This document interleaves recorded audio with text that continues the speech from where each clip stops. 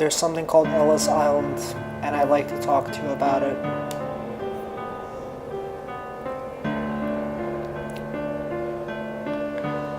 Millions of immigrants make up our population. A lot of people in the United States are from different countries, and they're known as immigrants. You see, Ellis Island was a federal immigration station that opened on January 1, 1892. It impacted many individuals because over 2,000 immigrants coming in on opening day. It was responsible for letting people into their country in one of the biggest mass migrations in history. It has saved many countless lives. How would you feel if you were not welcomed anywhere? Where would you go? There was a place called America, which accepted everyone.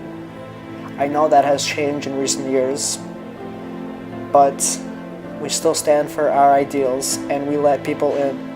We care about other individuals. Ellis Island stands up for what America is, and that is one of the main reasons why the Statue of Liberty is next to it.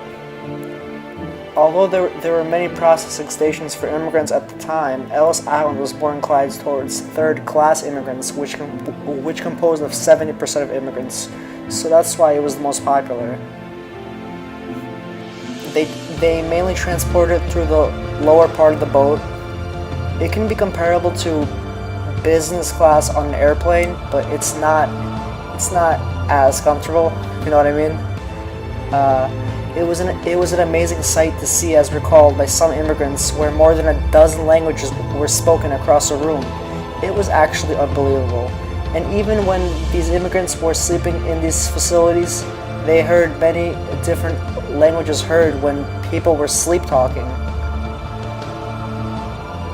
The conditions were not so well. They suffered in the cold, but at least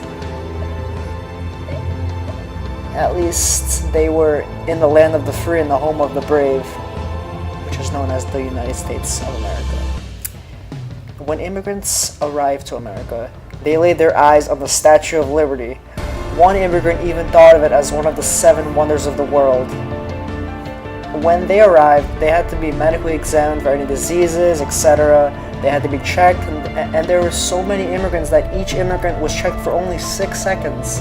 It was also called the Island of Tears because some people did not pass the exam and they had to be separated from their families, which is very devastating. This was when they were sick or showed signs of symptoms, because the United States did not want any new European diseases coming in. So yeah, it was especially hard for these families when they had to decide which family members would go back and which would stay. After these examinations, the primary line inspector would verify all this information that the immigrant had to put about himself, and if it was true, then the last step was for the immigrants to get their money exchanged.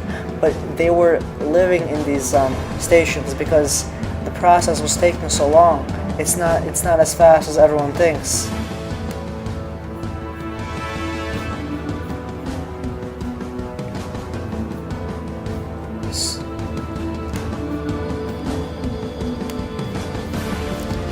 Ellis Island's significance lies in not the structure but what the effect was, which is letting in more than 15 million immigrants from 1900 to 1915. Immigrants went into towns and cities and changed the whole aspect of jobs in our economy. The positive effects were that immigrants took jobs that Americans wouldn't, such as these hard labor jobs. But the negative aspects were that city services were failing, there were too many immigrants coming in, which really felt like an overflow to the government. They could not keep up.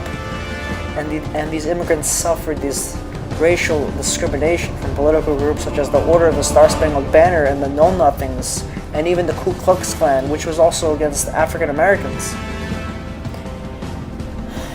These Irish immigrants throughout the 1900s were economic scapegoats, and people blamed them because of taking jobs, but they would not take these jobs anyways. And there was also this anti-Semitism with this mass migration of Jews. So this mainly happened in New York City, and then after World War I, even it happened in the most well-respected private schools, camps, resorts, even for employment. But overall, if the United States did not set up this immigration center, most of us wouldn't be here. They took in thousands every day for a long period of time. There were so many different ethnic communities, and this is because these immigrants that make up almost half of America today. Ellis Island is now a museum in which tourists from all over the world come every year. People purchase tickets to see both the Statue of Liberty and Ellis Island. And overall, Ellis Island is what America makes up today.